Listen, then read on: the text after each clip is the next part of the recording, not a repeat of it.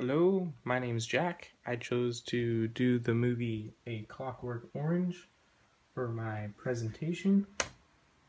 And about the film, directed by Stanley Kubrick, released in 1971. It was actually a book written by Anthony Burgess. Nominated for 4 Oscars, ranked number 79 in IMDb's top 250 list. And Alex DeLarge, the protagonist in the movie, is played by Malcolm McDowell. So, quick synopsis.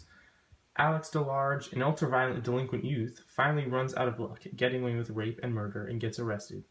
In prison, he learns of an experimental test he can do for a reduced sentence that programs convicts to detest violence. The test works a little too well, and just in time for to be reunited with his friends. His friends being his old group members who he actually betrayed, and they're the reason that he is actually in jail.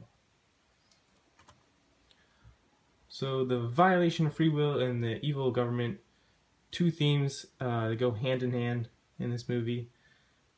And the author, Anthony Burgess, believed that the freedom to choose is a big human attribute, meaning that the presence of moral choice ultimately distinguishes humans from, say, machines or animals. This idea of free will is the notion that good and evil exist as separate, equally valid choices. Without evil as a valid option, the choice to be good becomes nothing more than an empty, meaningless gesture. And Burgess also argues that good behavior is meaningless if one does not actively choose it. If it is forced upon him, it means nothing. There's no good without evil. That brings me to the next theme, the evil of government. Just like free will, the institution of government systematically seeks to suppress the individual in favor of the collective. So they run all these tests and they pretty much destroy Alex, make him sick anytime he's near violence, just for the society as a whole. Kind of destroys this one person for everybody. I chose this still from the movie because I like the shadows and the contrast we're going on here, and it really highlights like the group and hooligans, and the part of the video actually that I chose. Throughout the film, Alex is actually narrating, which is kind of creepy, because he kind of has a creepy voice.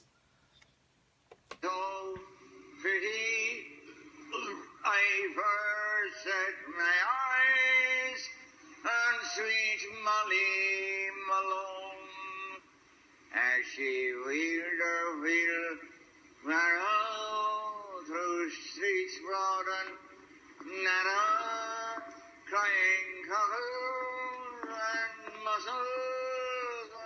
One thing I could never stand was to see a filthy, dirty old drunkie howling away at the filthy songs of his fathers and going blurp blurp in between, as it might be a filthy old orchestra in his stinking rotten guts.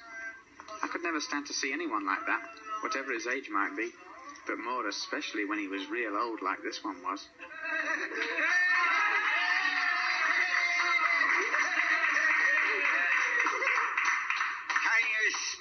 Some cutter, me brothers. Go on, do me in, you bastard cowards. We don't want to live anyway. Not in a stinking water like this. Oh? And what's so stinking about it? It's a stinking water because there's no law and order anymore. It's a stinking water because it lets the young get onto the old.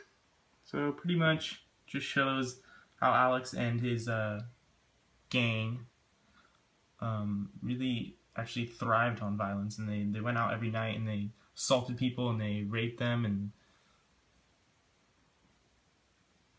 so Alex's choice to be kind of an evil character kind of validated him as a character in all, because when he had that taken away from him, he was no longer who he was. So therefore, kind of lost a bit of his personality was taken from him.